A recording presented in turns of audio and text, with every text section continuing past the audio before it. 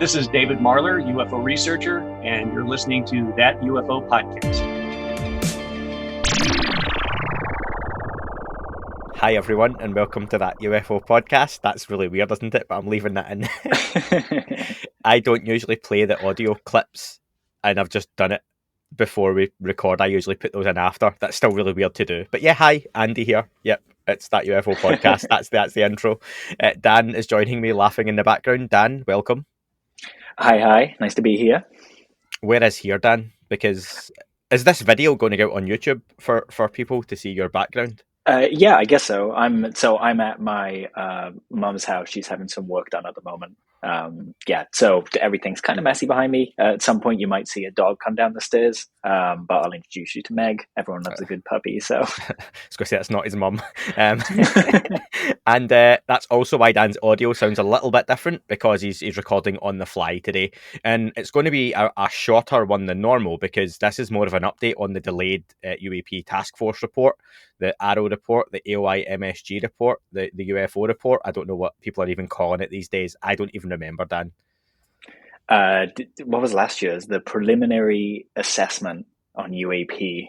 That's what it was called. So I guess a second assessment on UAP, maybe? Someone tagged me in a tweet earlier just saying, can we get rid of all this UAP nonsense and just UFO for the win? I was like, yeah, it's the UFO report. That's it. Yeah, let's just say UFO. That's what it is. So yeah, it'll be a shorter update just on delays and potential reasons it's been delayed, when we may expect it to come out.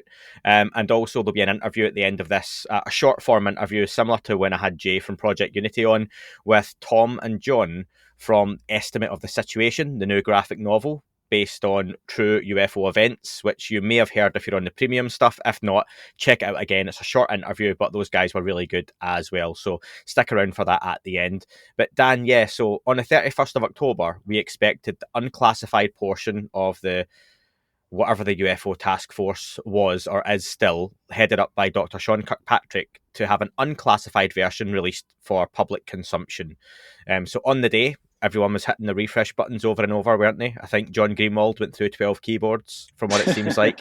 Many others like yourself are refreshing all day to try and get that scoop, try and get in there first, and nothing. It went dead silent. That was the Friday. 31st of October was the Monday. We'd kind of hoped it may have been out on the Friday to that end of the Newsweek cycle. But yeah, so nothing on the Monday. Halloween came and went. All tricks, no treats. And the week went on, and they say, as people, with the rumours, they online were telling us that it was going to be any day. It was coming out. And here we are almost 2 weeks later, and still no UAP task force report. And that's why we have kind of stayed away from, I mean, you put your countdown on, Dan, but your countdown was literally to, this is the date it's meant to be released. That's it. Yeah. But we stayed away from the whole, it should be out tomorrow. I've heard sources say, because sources were telling us nothing about when it was going to be out. That was it. So I'm sure people have wonderful sources. I'm sure their sources are spot on some of the time, but sources, it seems, can be wrong. And it's just a case of, just wait and see. It's meant to have been out. It didn't come out. So first off, Dan, what's the scuttlebutt? What are we hearing that it's not came out? So basically, governmental red tape in a nutshell. I called ODNI, who are actually publishing the report. That's where the report was hosted last year. If you look at the DNI website, it's up there. So I thought, I'll just get in touch with the people who are publishing it and see what they say. It's going through a number of approval checks. All the different people need to sign off on it, and it's just a bit delayed.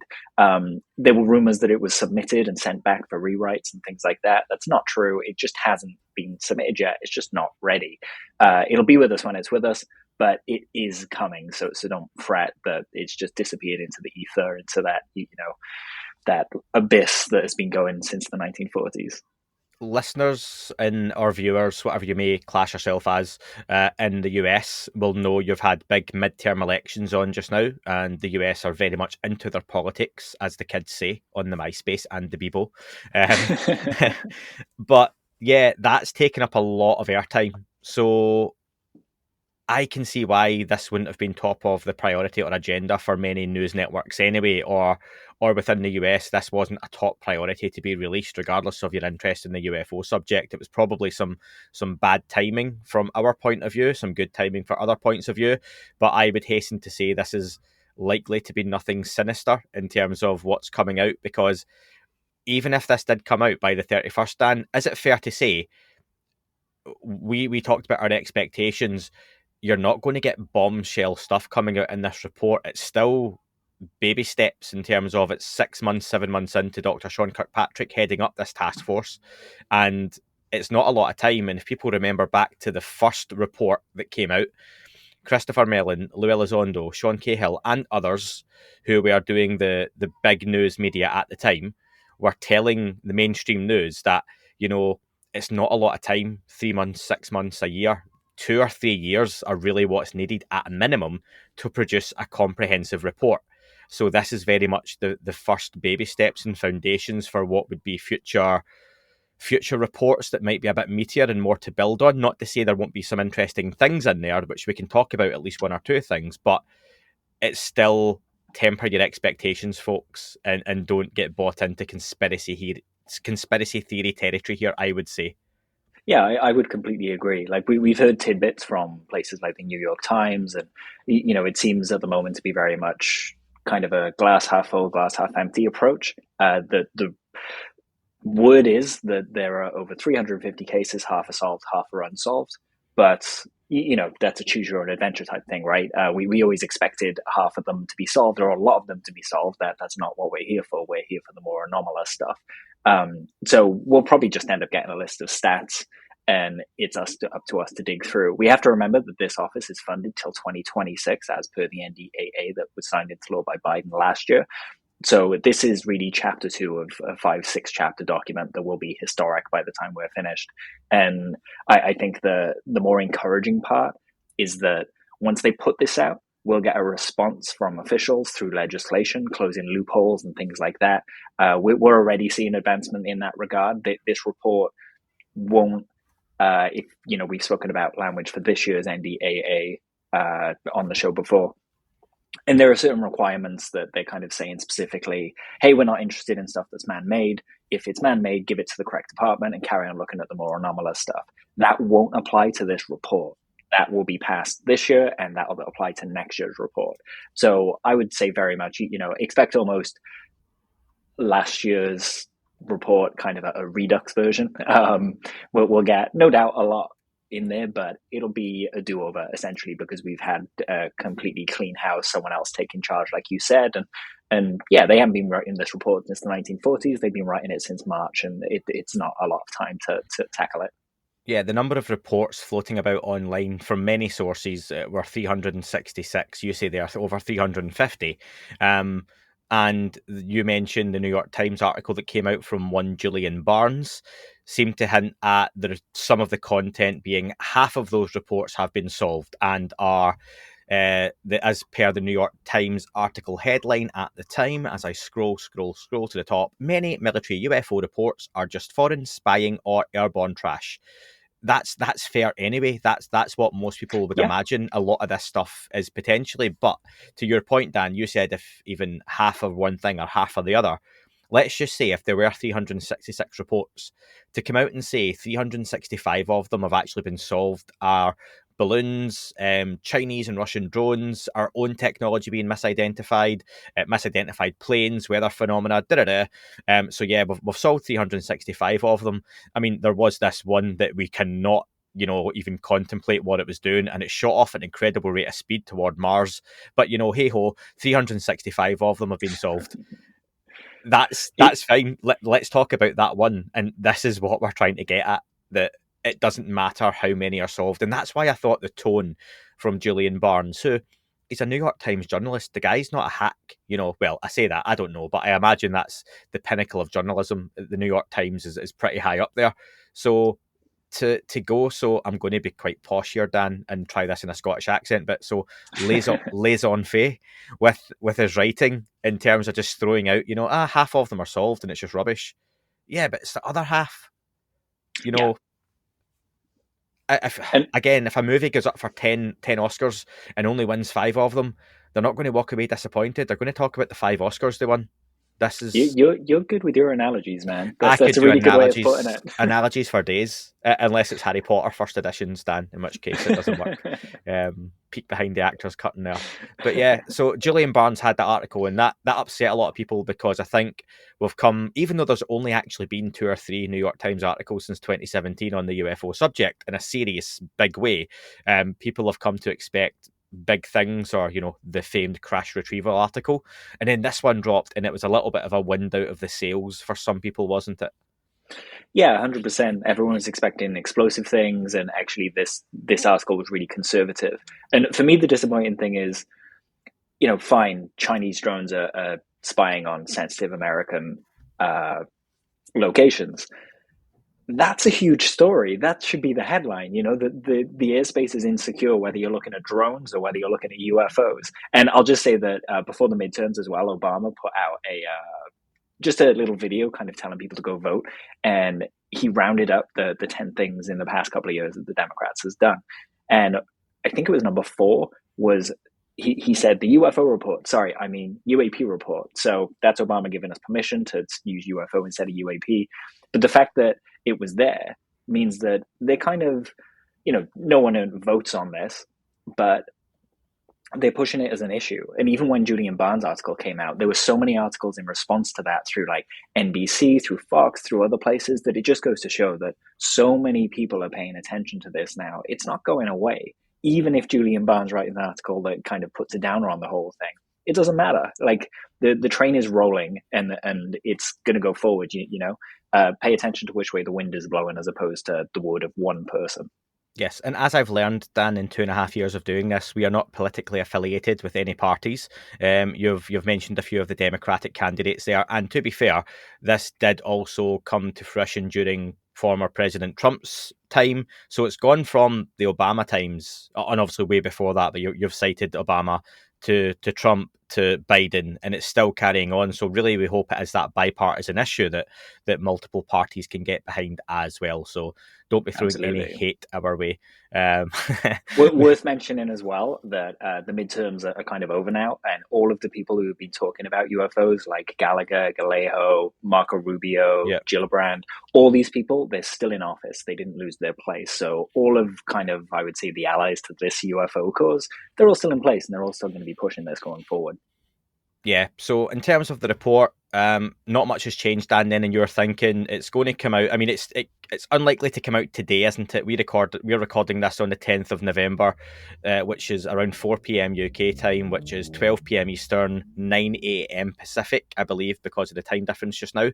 So we would have had the announcement of the press junket and stuff like that for announcements. It's probably not going to come out today, and the likelihood would be, if it does come out this week, it would be tomorrow anyway, we've kind of thought. But right now there's no indication it's going to be tomorrow or next week. Should we let's pick a day each, and whoever loses will give a $5 to charity. I'm going to go for a week tomorrow, I would say. I'm going to go tomorrow, Friday 11th. Tomorrow. Cool. Nice. Yeah, my sources tell me. No, I'm joking. They don't. I really hope it comes out now so people get all thingy over that. Yeah, I did ask last week how people were feeling online on social media about the report being delayed. I asked, are you frustrated the UAP Task Force report still hasn't been released? And that was on the 4th of November. 64% said yes, 13% said no, 19% said a little, and the rest said other, and left a comment. And the comments are, as you would expect, a list the general sarcasm from many of the regulars, so thanks for that. And also a lot of folks just saying they're not, I think generally they're not surprised. A mix of elections going on, just a little bit of conspiracy, not in a totally out there way, but because of the subject, because of the stigma, of course they're going to delay it. They're trying to kind of derail things a little bit, and I can get that. I can totally get that. That's interesting, actually, because during the midterms they could have buried it. We thought they were going to bury it over a weekend, and actually the midterms have passed now, so there's going to be more of a spotlight on it if it comes out now. So that the argument goes both ways. It's going to be really interesting to see the reaction once this actually drops. Dan, time for a quick listener question that was sent to me literally as I was waiting on you coming on to the recording. Oh, cool. From Brian Lemery. Brian's been a long-time Patreon. Brian asks, Andy, why do you think we don't hear about abductions as much anymore? It peaked from the 50s to the 90s, then dropped off. Anything to do with the introduction of the camera phone? I'm sure I talked about this a little bit with Jay, You Christopher King, did, yeah. and James Iandoli. So if you'd missed that one, Brian, go back and check that out, because obviously they're members of the Experiencer group. Jay Christopher King's one of the founders, and they're coming back on in a few weeks to talk about their upcoming Anomalous Inquiry conference. It's happening on December 3rd. Dan, you'll be out there with Graham Rendell again. Yeah. And we've talked about that, and maybe I'll talk about that again. However, yeah, for me, I think partly, and I'm just going to think out loud here, Dan, 50s to the 90s, especially from that 80s to 90s period, the UFO subject was confined largely, given there was no social media, to magazines, newsletters, and VHS videotapes that were available in HMV and all that kind of stuff. What's a VHS? Just for the people that are listening, it was like Betamax. Nice. yeah, thanks. I think it was confined to the mainstream. One of the portrayals of the UFO subject was people get abducted and probed. People get abducted and operated on. That was just one of the things. And I think as social media has kind of taken off, and we've started exploring all these different facets and ideas in the UFO topic, I think that one just dropped off. Not to say it doesn't happen, and I think that's something that if you listen to any of the interviews I done, God, was it earlier this year now, and this before the summer, with some of the experiencers, I had a few weeks where I had different interviews with a few members of the experiencer group. If you go back and listen to some of their stories, these are people who are telling you this is happening to them still now. It's just still not an accepted aspect of anything. And again, God, I want to say, Dan, if I've put it to you, do you remember the guest I spoke to that talked about how there aren't many facets of society left where you can claim to have been, was it Whitley Strieber actually, where he talked about being raped, which is essentially what his claim is with his experience. And he says, I had a doctor examine me and say I'd basically been raped, and if I say in any society that X, Y, or Z done it, it's a very serious thing. It's a crime. It's reported. You get support. You get help. But if you say it was a non-human intelligence, an out-of-body experience, an alien being, it's a laugh and it's not treated seriously, and it still happens. So yeah, it's a really complicated and complex conversation still, I think, isn't it? What do you think, Dan? Yeah, I mean, I totally agree with everything you say there. But it brings to mind Missing 411. I know they've got a documentary coming out about the UFO connection, and that's all about basically people going missing in sites around America, usually near caves or kind of underground systems in national parks. And a lot of people have drawn comparisons between abductions and a lot of those experiences. So with their third movie, they're diving headfirst in and seeing what the connections are. I would also say that, there are clearly people out there, like you say, that are experiencing these things. But also, maybe we don't hear about it so much because they've just gotten better at taking people. But I've said before, what if people aren't coming back anymore to tell their stories? We've got to consider it, as crazy as it sounds. I think even if you take a similar type of discussion, especially in the past, from a point of view when there was no social media, when people would claim to be the second coming of Christ or a reincarnated spirit, that on social media now, because of the volume of people on social media, is amplified.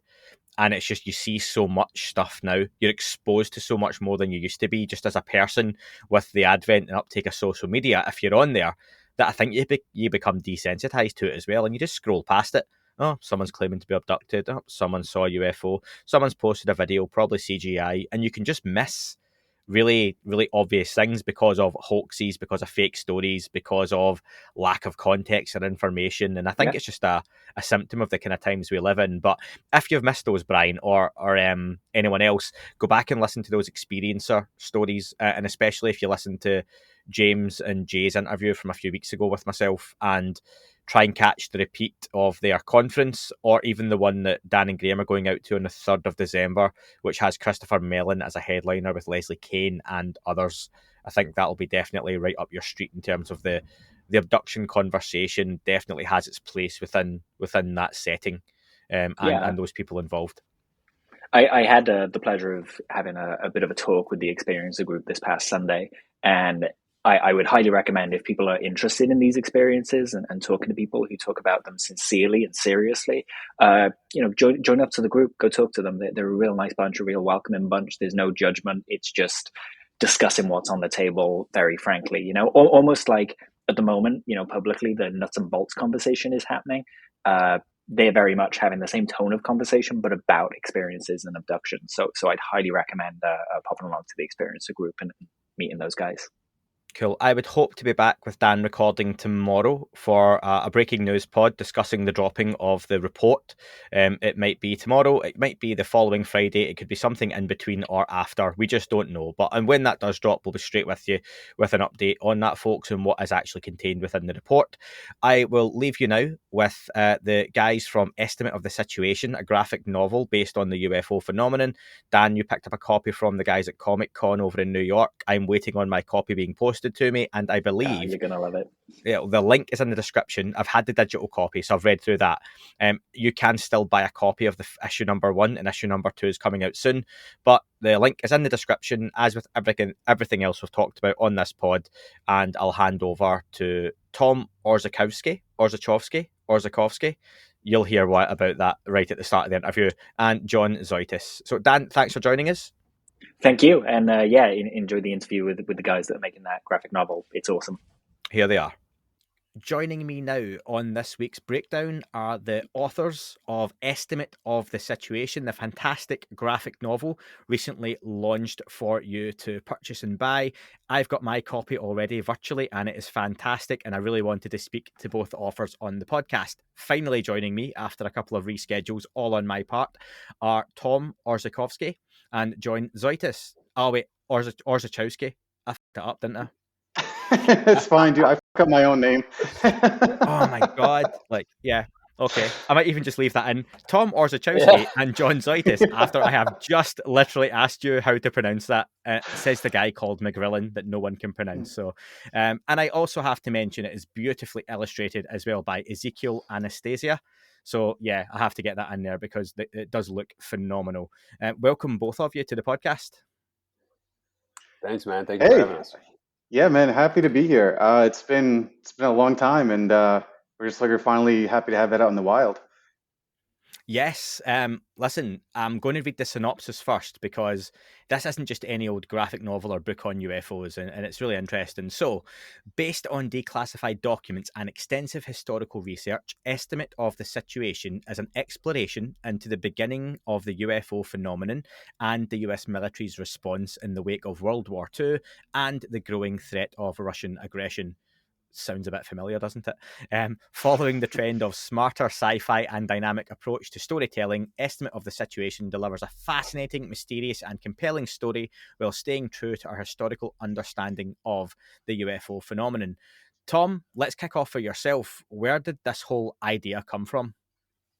Man, where to start? So, I mean, I feel like it started with just me kind of peeling back documents and trying to figure out what happened in that time period, because I kept coming across conversations with people, and when you believe something and you're not necessarily equipped to talk about it, the conversations you have kind of they falter quite a bit. So I went back to the beginning. I wanted to find out what happened in the beginning. How did this phenomenon get started?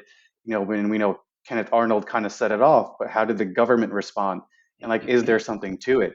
So as I dug deeper and deeper, I got really enamored with Project Sign, which was the first government inquiry into the UFO phenomenon, and it just there was just a compelling story in there, in a team of engineers, intelligence officers, scientists who really as McCoy would later say, this was the one of the most serious studies into the UFO phenomenon by the government. They threw everything they had at it to find out the answer. And it's an interesting kind of a journey, because they go through this journey of, okay, well, is this a domestic project? It's not a domestic project. Are these Russians, under the backdrop of this Cold War that was forming? So that kind of, had them running around for a year, but they ultimately came to this conclusion that, okay, it's not domestic, it's not Russians. but it's out there and it's not one of ours, right? And that whole journey of these engineers and intelligence officers investigating this and coming to what was known as like what the extraterrestrial hypothesis, I thought was very compelling. And I couldn't believe that, no one really talks about this because this is our own government who funded this and came to this conclusion, which later caused some trouble like over at the Pentagon. Um, Once we found out there was a compelling story there, I mean, me and John, we're storytellers. Like this is kind of like what we do. We've been doing our whole life. And, this was the first project where I think, because we've been trying to work on something together for a while, where I think there was a passion into like really like digging into the research and finding out what happened and turning that into a narrative story using the characters, using the dates, using the events, right? So uh, that's how it got started, and it just kind of snowballed from there. And John has a really interesting take too, because John, unlike me, wasn't necessarily a believer in a lot of this. And once he dug into the research, now he'll tell you like, all right, Tom, I still don't agree with you on some things, but something definitely fucking happened, you know? And I'll lead that to John. Yeah, I mean, I didn't have a strong opinion one way or another. I wasn't in the UFO lore like Tom was. I mean, it was always, we've had conversations about it in the past, but he basically brought me the idea of the project, and he had already gotten some art done, and basically had a rough issue written. And so I came on, and yeah, I guess I came from a more objective point of view, just because I hadn't been. This is all new to me. But yeah, the more I my original inclination, my intuition was, okay, there's probably an explanation for these things. And then the more you look into it, the more complicated it becomes. And then it becomes exceedingly obvious that these things were flying around. Something that virtually no one denied. I mean, that isn't what this story is about, is the government. Well, there's public denial, but certainly internally, there's no denial that these things were real. Where the denial and the confusion and the disagreements come in is to what these things actually are. And, there are conclusions that are diametrically opposed within the military during this time. I mean, there's a reason why. So it's about, like Tom mentioned, Project Sign. It takes place basically over a year and a half, right? Mm-hmm. From Kenneth Arnold's first UFO sighting, which wasn't the first, but it was the one that sparked the cultural phenomenon, to when Project Sign ended. Project Sign was only technically established not long before it ended, and it ended for specific reasons that obviously we'll get into. Don't give too much away, but basically there were certain conclusions that certain people disagreed with. So what you both done was use legitimate documents and a true story to base your work on. It would have been very easy for you, especially in a first issue, to have little green men, flying saucers, action panels. Was there ever a thought to do that? Or was it always the idea that, no, it's going to be straight to the point, it's going to be factual based? My friend Graham Rendell, who writes a lot of the historical deep dive books into the UFO history back in the 40s and 50s, would absolutely love the you've stuck to your guns on this. Was there ever the notion to move away from that and get a little bit independent, stay? That's a really good question. I think in the beginning it was pretty much kind of like, okay, this the phenomenon, the UFO phenomenon specifically, has been represented in media, I think, really poorly. You always have like this cheesy X-Files music. You have these big bug alien Independence Day invasions like you're talking about. So I personally wanted to make something that I wanted to read and watch. And for me, that's something rooted in, historical accuracy, really tells you the story, the people involved. So that we never wanted to deviate away from that. And there's one scene in issue 1 where, it stretched a little bit to the max where we would absolutely stretch a scene behind what happens behind closed doors. And that was a point of contention for a little bit, but like that was a welcome point of contention, because now, like we have these principles and we have these standards. So it's nice to kind of stick by our guns, like you said. I mean, it's so easy to again include like little green men and all these like far off like crazy invasion ideas, but that's just not interesting to me. And I don't think that's interesting in John either. It's the actual, like, the story itself is it's so bizarre and compelling. You don't need to exaggerate, which is, blows my mind. Yeah, I mean, it's not even a matter of not having enough to talk about. It's having too much and trying to focus in on the most important, basically, checkpoints, which drives the length of time that we're covering. Yeah, I mean, in terms of Little Green Men, I mean, for example, like, Roswell happens during this time. We don't tackle Roswell head on, but it's really hard to it would be really hard because just to jump ahead a little, like we're thinking about tackling Roswell specifically after this, it would be really hard to tackle Roswell without jumping to conclusions, potentially crazy ones, in order to tell that story. But this story, because we're able to tell it from the perspective of these military people, these engineers, these scientists who are basically going, the sense is to go through their eyes, is to see it through their eyes, because they are also trying to figure out what's going on. So we're with them in on the mystery, as opposed to actually trying to tell a mystery, like, hey, here's a mystery, we're going to give you the answer to the mystery. So we do, and like Tom said, I find that's the more compelling story to tell too. Obviously, we got to take certain creative liberties because we don't know what these guys talked about. And what's interesting too is some of these guys, you would think there'd be more information on them, and there's not. No. We have to do a lot of digging for some of them, even though like a few of these guys were very important in like very heavily involved in Operation Paperclip, for example. Are essentially a star of the series, Alfred Ludding, was a brilliant rocket engineer. I mean, like, just among the most brilliant they had in the military working for them. Civilian engineer, one of the first actually civilian engineers that the military hired. And so, yeah, I mean, we have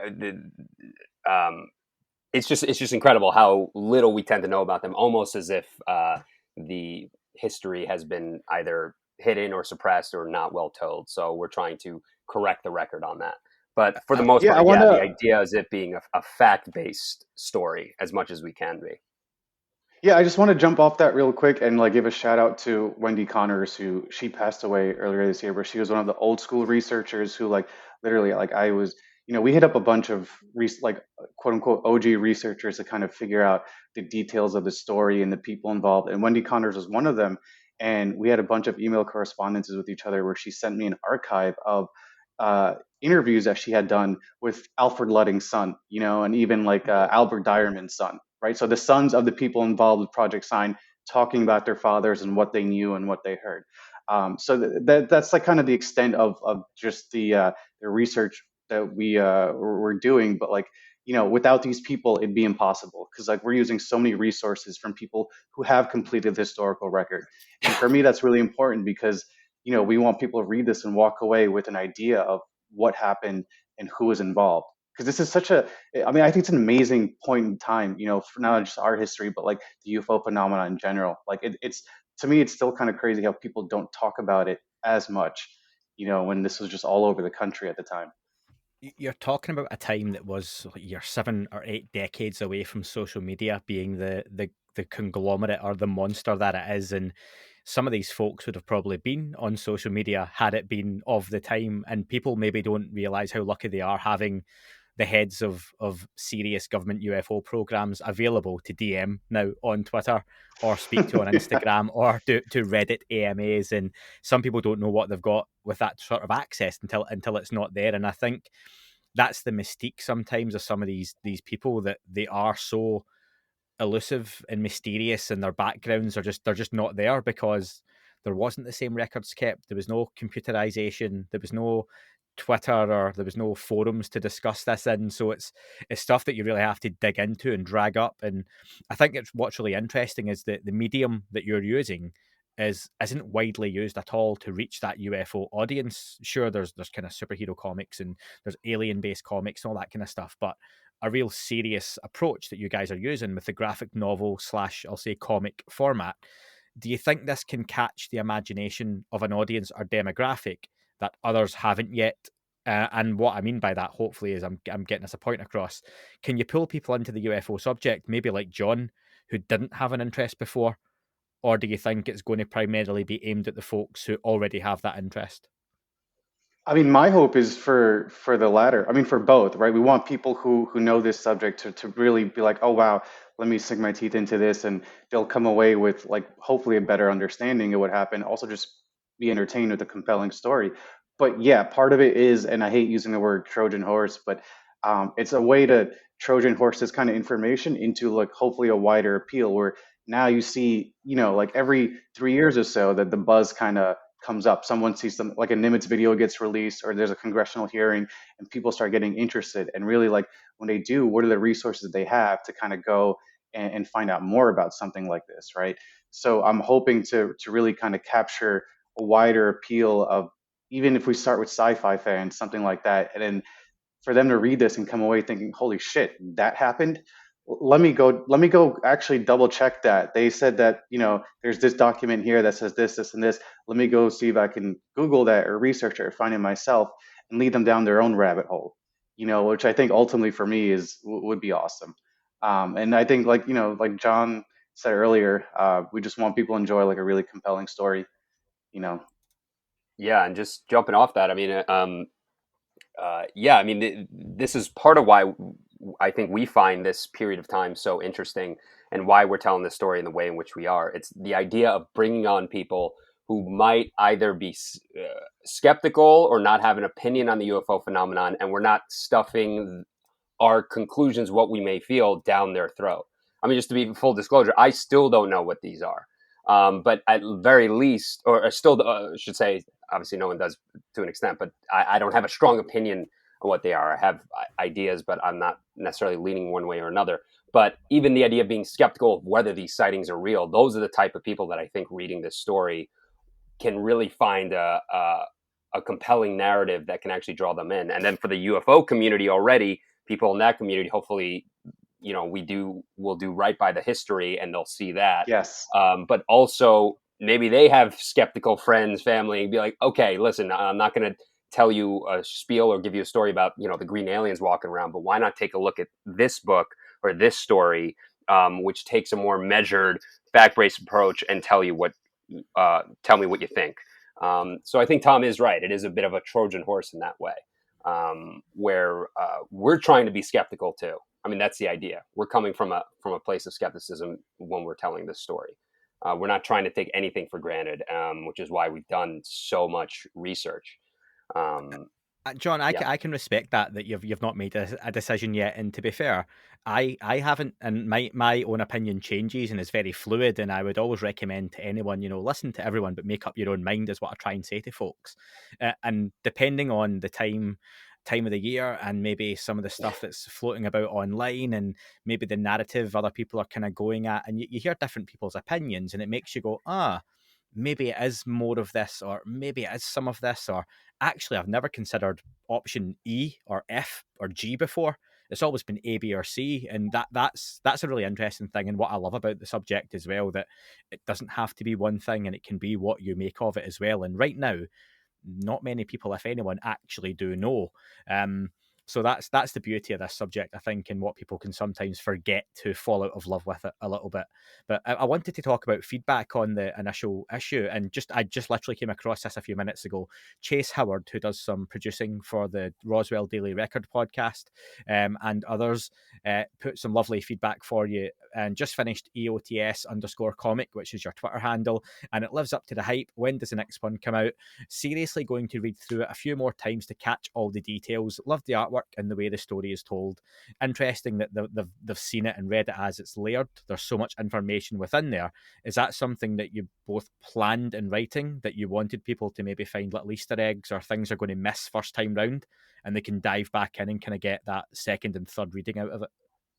Yeah, I mean, we included copies of real documents in there, like the Kenneth Arnold report, the Armstrong report, and like we'll mention certain things along the way where people do pick up. Again, they can take that piece of information, research it even further, and go down this whole rabbit hole. And like the feedback has been, thank God, it's been great. I mean, we were a little nervous sending it out there, and feedback at Comic-Con was great. People, I think, are really hungry for something that, again, takes a more measured approach, like John was saying, something that like doesn't shove an opinion down their throat, but says, hey, take a look at this because this is a little strange, right?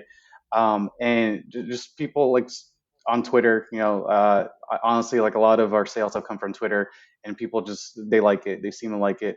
Um, I'm I'm glad because I know the expectation sometimes is when you open up a UFO book, you want the UFO over the Capitol building or something like that, and this is not that. So it's really relieving to kind of just kind of hear that. I would say like good feedback. It makes us want to do more, at the same time. So like, I mean, the second Agreed. issue comes out in the middle of December. That's what we're aiming for. We're currently, this wall behind me is a little bare because we're getting ready to start plotting out every single point for issue two. Um, and it's just, it's a grind, but at the same time, like, we wouldn't be doing it if like we didn't really uh, just believe in the story, and believe in the message that we're trying to put out. And there's a limited run for issue one as well, so I would suggest folks, if you want a copy of it, I'm going to be tweeting this out as soon as we finish the recording, and then this recording will go out a few days after that, maybe a week or so after. I would suggest you get your copy now if you're going to get it before they run out. There are digital copies available worldwide, but I'm right in saying at the moment it only ships to the US. Is that correct? Yeah, so right now it only ships to the US, and this is again because we're so small, we're figuring out logistics in terms of, shipping overseas, a digital version, and basically this version we have 100 out, and what this does is help us just build for the next issue, right? So it helps us continue the series, and like eventually we see this becoming like a major run. So these issues we're hoping will appreciate and value and give something back to the community in terms that way for people. But it's just like it's a very limited run. It's black and white. I honestly prefer black and white to the color, even though the color looks amazing. And then later down the road, we're gonna have more of like a bigger release, hopefully. Again, we're literally two guys trying to figure this out. It's our first graphic novel, so it's been kind of a learning experience. But at the same time, again, like we're thrilled with the reception. What is the future of the project then? We'll come to John then for that one. What is the grand plan that you get those 100 issues sold? That helps you fund the next. It's a bit of a Kickstarter, a bit of a fundraiser, because if people buy it and it helps you get the money to make the next ones, you can get more of them sent out. You can send it internationally. Where do you hope the project can go?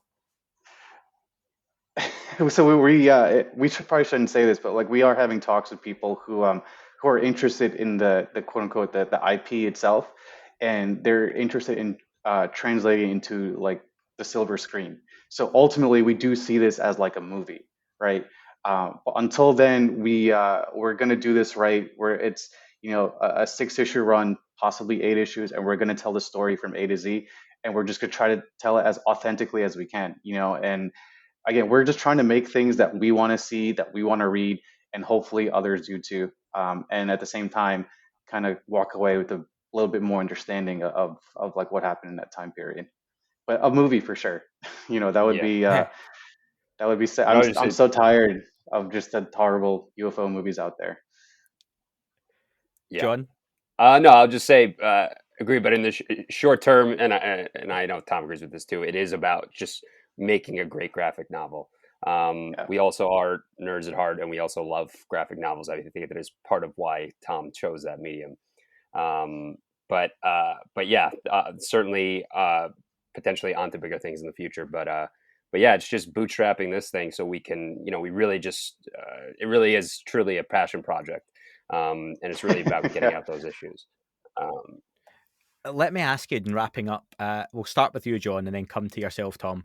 If someone picks up their copy of Estimate of the Situation, they read through it, and they kind of put it down, take a sip of their coffee, what do you want that one thing to be they take away from it? I would say, let's assume they're a skeptic. Like, oh, maybe there's something here. I wonder what happens next. You know what I mean? So Yeah. it's something that compels them not only enjoying the story, but also just a light hook into maybe opening up their mind towards actually stepping into this phenomenon and joining us for the ride. You know, basically they want to join us on the ride to the mystery with us. And yourself, Tom? I mean, John nailed it. Like when he said, we hopefully this will open people's minds up to the phenomenon and to kind of take it more seriously. But on the flip side, to those who are already familiar with it, you know, let's say they read the first issue and they put it down, they drink their coffee. I want their first thought to be, I fucking knew it. I like that. What I'm going to do, I'm going to get this straight onto the premium feed. So if you pay for the podcast through Apple Podcast, any of that good stuff, Patreon, Spotify, etc., you'll be hearing this separate to the breakdown episode. So you're probably going to hear it at least a week in advance. So you lot, go and get your copy of issue 1 while they still last. They might be gone by the time you hear this. And then if you're hearing it on the breakdown, you definitely have even less time to get your copies. So make sure you do that, and also get in there for issue 2 as well when it becomes available. I'll just ask to finish off, Tom and John, how can folks follow you, both of you, and how can they pick up the work as well? Oh, so they can follow us on EOTS_comic on Twitter, Instagram, Estimate of the Situation, and our website, blacktielabs.nyc. And honestly, if people use the hashtag Estimate of the Situation or hashtag EOTS when they do get their copy, and just kind of like say a couple words about it, whether you like it or you didn't, it helps us tremendously, because at this moment, you know, again, we're just two guys who kind of meet up in a coffee shop and then fucking spend like 4 hours going over documents to tell a story. So any word of mouth is appreciated. Awesome. And both of you, listen, it'd be great to have you back on when issue 2 is launched. I can't wait to get my physical copy. I've read the digital copy. It's fantastic. It's not a quick read in the sense that, oh yeah, you can breeze through it, but it flies by. It's beautifully illustrated again by Ezekiel. So well done. Great job on that. And both of you, it's really top work. And you remind me of 2 young Graham Rendalls. If that's a compliment, I'm sure it is for many folks. So I love Graham. I mean, we sent him the digital copy too, so I'm waiting for him to give us his thoughts on it, because he's so historically accurate in his own work. But I just have a question. Did you have a favorite scene that like really stood out for you? Do you know what it was? And this is really odd because I don't smoke, but anytime you had the characters smoking, it just reminded me of like the X-Files kind of scenes. And you know, towards the end with like the smoking man stuff. And I don't know Yeah. if that was a deliberate thing or not, but it was like reading the X-Files in a Watchmen type format when it comes to graphic novels. So I like that stuff. And again, I could quote it because I've got it opened here, which is really bad. I didn't really plan for you to ask me my favourite scene, you know. But Sorry. right at the end, I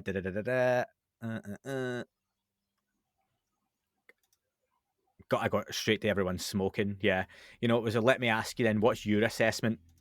And you know, like I said, the man wasn't lying. He saw what he said he saw. And right now, I'm also listening to the audiobook of the first Secret Machines novel.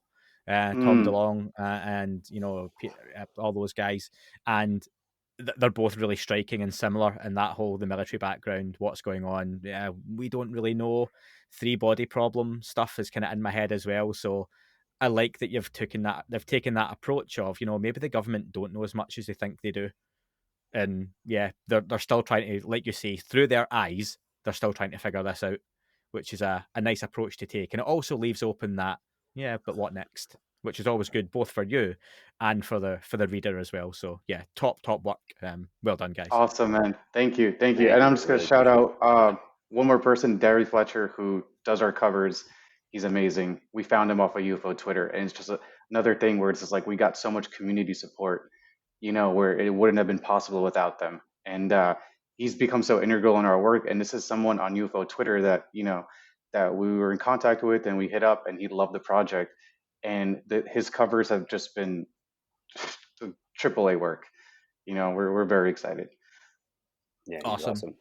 Listen, all those links you discussed before, you can buy it, and how you can follow the guys and the work will be underneath the description to this podcast. So go check that out. Thanks for listening early. Thanks to those who listen on the breakdown as well. And make sure you go pick up your copy of Estimate of the Situation. Thanks again for coming on, guys, and speak to you soon. Thank you, man. Thanks, Andy. Appreciate it, man. That is all for this week's show. Thank you very much for listening. Please remember to leave the podcast a review on your chosen platform.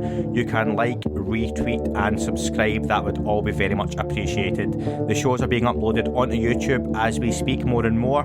You can sign up at patreon.com/That UFO podcast to access the shows ad-free as well.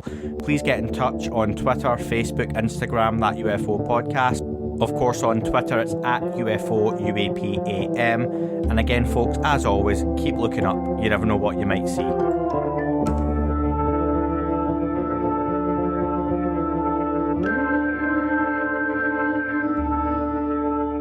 It wasn't a tic-tac and not quite a saucer, more like a hubcap designed by Chaucer, a little Baroque and quite steampunk, like Alice was playing bass for the Parliament of Folk. The little fucker hovered right outside of my window, and when I shut out the screen, he made it an issue. I don't think he expected me to see his ass, but I'd had some champagne and smoked a little grass.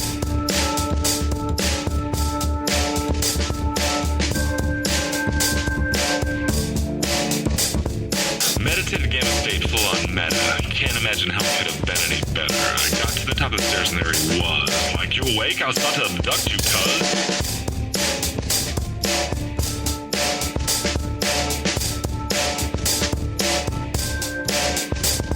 I jumped back and nearly kissed myself, and I climbed out the window after the elf, and I woke up in my bed and there was something on my head and everything was weird and everything was red. And I called out to my boys, they thought this was noise, they thought it was a dream, and they thought it was my toys, they thought it was my problems, and they think I should seek therapy, and I don't know what to do because it doesn't really scare me.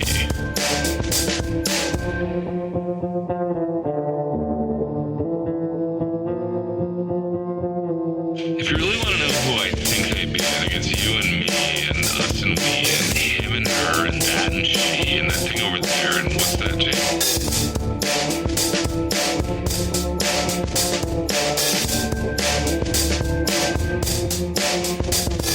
But for being serious, open your mind, consider your heart, consider time, consider your space, consider your lies, consider your life, consider your eyes.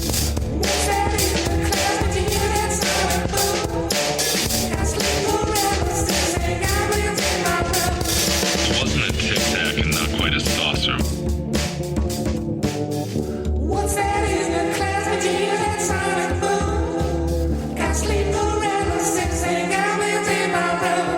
It wasn't a tic-tac and not quite a saucer.